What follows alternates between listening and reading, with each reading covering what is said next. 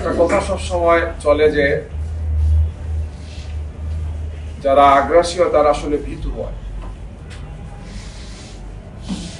13 সালের 5 আগস্টের শাপলা চত্বরের এই ঘটনা আওয়ামী লীগের দেউলিয়ত্ব প্রমাণ করে, কারণ এটি একটি অরাজনৈতিক কর্মসূচি ছিল।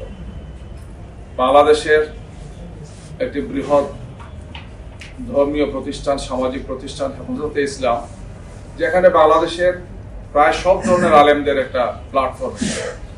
তাদের কিছু দাবি ছিল, 13 দফা দাবি ছিল। সেই দাবি আদায়ের জন্যই তারা ধারাবাহিক কর্মসূচির অংশ হিসাবে ঢাকায় তারা এসেছিলেন এবং শাপলা চত্বরে অবস্থান করেছিলেন।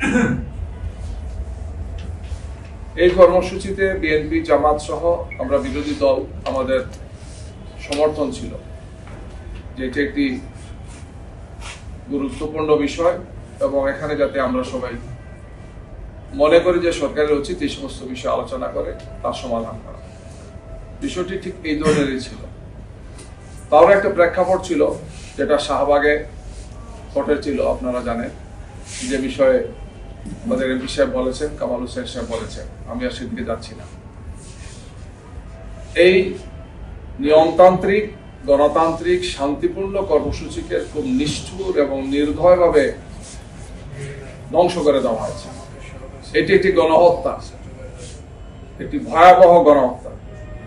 এবং আওয়ামী লীগের গত 16 বৎসরের শাসন আমলে এই ধরনের 4টি গণহত্যা হয়েছে। 2008 সালের 29 ডিসেম্বরের যে সেই বিতর্কিত নির্বাচন, সেই নির্বাচনের মাধ্যমে আওয়ামী লীগ ক্ষমতায় এসে 2009 সালের 25 এবং 26 ফেব্রুয়ারি ঢাকার পিলখানায় প্রথম গণহত্যা অনুষ্ঠিত হয়, যেখানে বাংলাদেশের সেনাবাহিনীর 57 জন অত্যন্ত মেধাবী এবং চৌকস অফিসারকে হত্যা করা হয়। সব মিলে প্রায় 77 জন সেখানে হত্যাকাণ্ডের শিকার হয়েছিল। এই গণহত্যার মাধ্যমে একটি মেসেজ দেওয়া হয়েছে যে বাংলাদেশের সামনের দিনগুলো কি হতে পারে।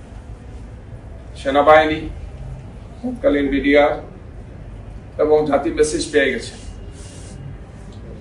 এবং সেখানে যে ঘটনাগুলো ঘটেছিল এই সব ঘটনার কোনো সুষ্ঠু তদন্ত হয় নাই এবং সঠিক বিচারও হয় নাই।